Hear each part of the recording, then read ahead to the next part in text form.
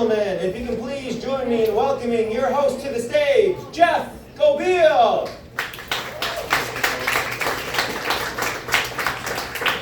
What's up, everyone? How are we feeling tonight? How you feeling, Tap House?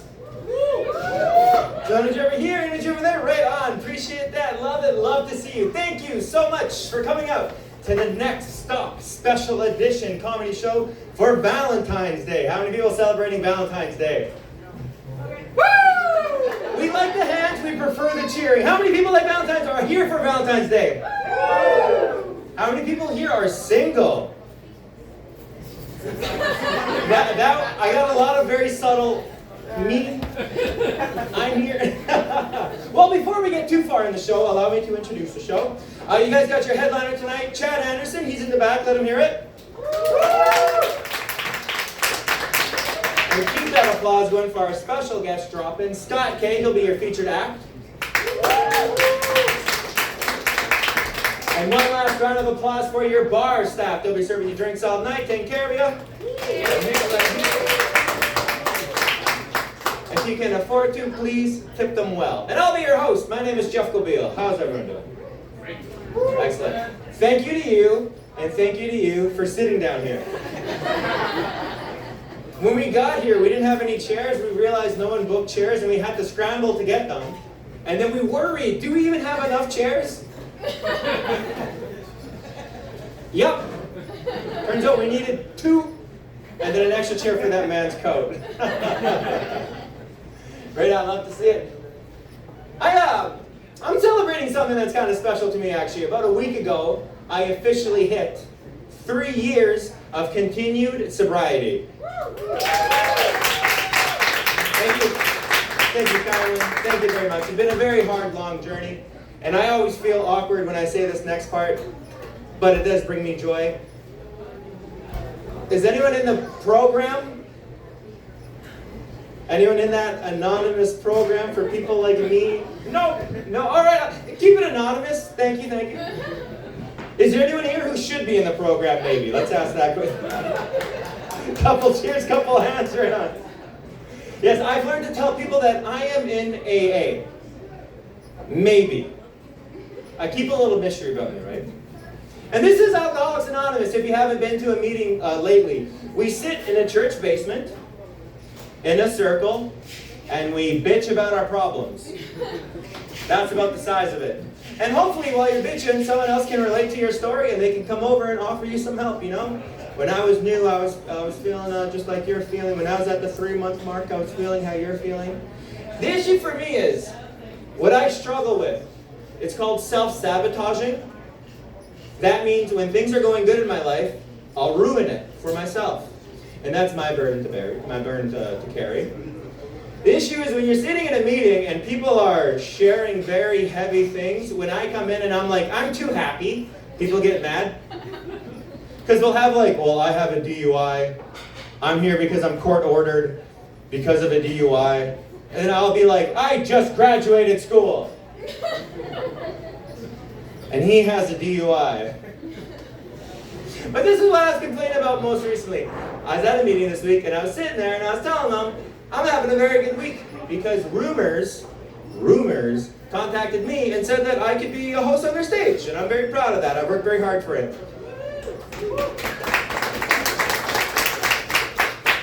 When this lady who was sitting next to me, she goes, excuse me, rumors? Don't they serve alcohol there? And I was like, yeah, rumors, yeah. You know you can go places and not drink, right?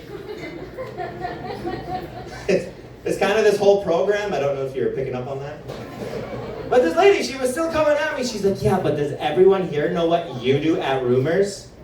And I was like, lady, I'm starting to think that you don't know what I do at Rumors. So finally, she just stands up. She's all indignant. She's had enough. She's like, I am so sorry, everyone, but this gentleman to my left, his name is Jeff Gobeil. He's a stripper.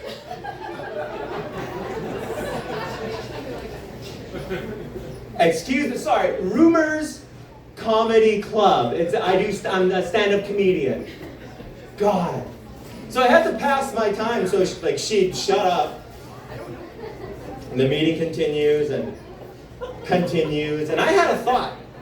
I was like, hold on a second, doesn't that mean that you think that I could be a stripper? Was it the way I walked in here? Like, how much experience do you have with male strippers? And she's like, oh my goodness, I am so embarrassed, I am so sorry. I was like, you even knew my name. Don't be embarrassed. I am a stripper. Maybe. It all depends if rent's due. You need an extra cash, you gotta strip, right guys? Oh, just me, one guy, right on. Yeah. My landlord, he likes his security cameras, and I like putting on a little show. I'm like, keep rent real. I told you guys, the front row, this is the seats to be in. Right on, love it. Love stripping on stage, appreciate that. Some of you guys are kind of looking at me a little funny, and I don't think it was the dance moves. I'll solve the mystery, I'm native. I get a lot of people that look at me and be like, you're Chilean. I had one lady, she's like, you're at least half gay. I was like, what the fuck is half gay? No, native through and through. And I have a little bit of an issue, I will say. I will have a little bit of an issue with what's called Indian country. That's what we call the community. Within Indian country, we got an issue going on called pretendians. That is non-indigenous people pretending to be indigenous, pretending to be native. And that doesn't seem like a big deal unless you think of the OG pretendian, Buffy St. Marie. Because Buffy St. Marie was very publicly outed. There's documents that proves that she knew as early as 1979 that she was Italian the whole time. But she continued on this pretendian persona and made a lot of money. And I think we should have known that she was a pretendian the whole time because her spirit name was Mamma Mia. But I try to give credit where credit's due because there is a white lady, not a drop of native blood in her, and she holds a status card and doesn't use it. Shania Twain is registered as a status Indian. That does impress me much. The reason I say pretendians is such an issue to me is because I don't know if you guys see me standing up here, but people will look at me and be like, hold on a sec, Jeff, Gobeil? Gobeil's a French-ass last name. This guy's not native. This fucking light-skinned pretty boy, he's not native. I can prove Jeff Gobeil's not native. He can grow a beard. I've had family members come up to me and feel my face. Oh my god, I totally forgot I shaved. Does that joke still make sense? I forgot I shaved until I felt it. I've had family members feel it and be like, it's not stringy at all. So this means that I constantly have to tell people, I am indigenous, I have my status card, and I am proudly from Manitoba. Housing. Proudly from Manitoba housing. I'm a welfare success story, y'all. Anyone else? One hand in the back. Some of you may not know what a welfare success story is. It just means that I lived older than 22. I hear when I reach 40, Wob Canoe is going to hug me. You'd be like, my young niece, bring it in, bring it in. You made it. Uncle Wob. Oh, that guy's crazy, man. I'm really happy this Valentine's Day came around. My wife, she's very special for letting me do this show. Right in the middle of dinner. I'm like, can I go talk to a bunch of strangers? She's like, yeah. We've been married long enough. 6 months, we got married this past summer. Give it up for my wife. Got married this past summer. I worked during the daytime as a social worker. And my wife, she is an indigenous lawyer. Love her. She does good work. She is an indigenous lawyer who specializes in divorce. So she's real busy. If anyone doesn't buy their wife flowers tonight, my wife will be talking to your wife. A lot of people give me shit though, because they'd be like, what the hell were you thinking when you married a divorce lawyer? But I gotta tell people, it's because I love her, man. I tried getting her into criminal law, but I think that would have been a little south for me. Again, I work as a social worker, and I really want to specialize in counseling Ideally, marriage counseling. This way, me and my wife can be in cahoots. A guy will walk in Monday and I'll know that my wife's load is a little light, and I'll be like, you and your wife are struggling with what? Doesn't even matter, get a divorce. And here's my wife's card. She'll explain what happiness is. Yeah, me and my wife have fun, man. During Halloween, we did a couples costume. Except we did the gender swap. You guys know the TV show Seinfeld? Yes. My wife, she went as Jerry Seinfeld. And I had to dress up as a 14-year-old girl. Oh, are we big Seinfeld fans here? Oh shit, I really split the room. Right on, yes, big Seinfeld. Or were you guys just picturing me as a 14-year-old girl? That is quite unsightly, yes, you're right to pause. But Halloween was fun.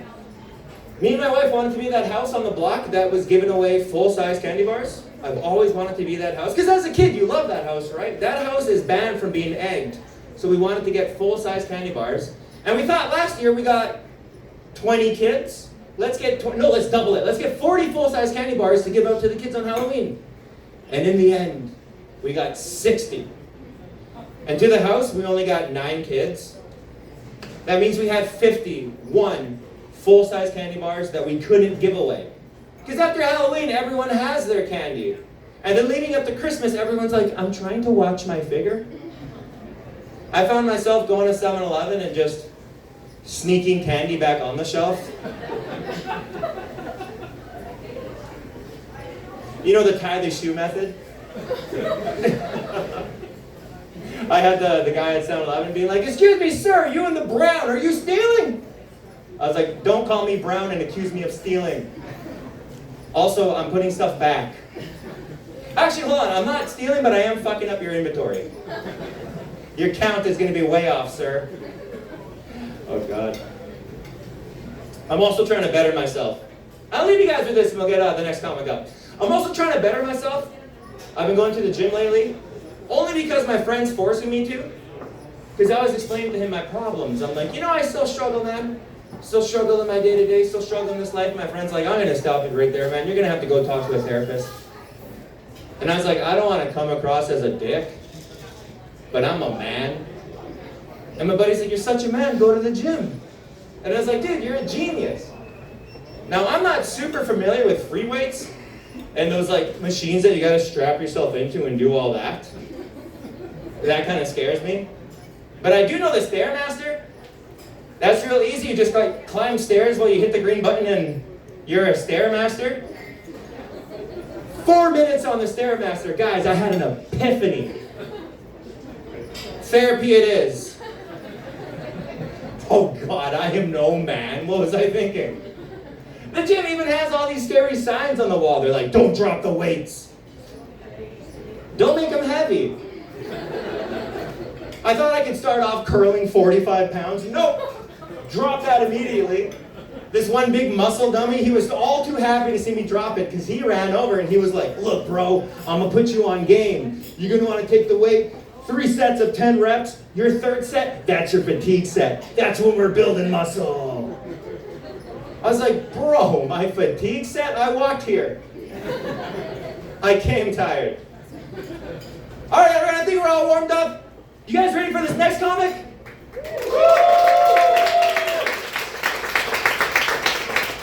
This next comedian is the current title holder of Rumor's Funniest Person with a Day Job 2025. Please join me in welcoming to the stage, Scott K.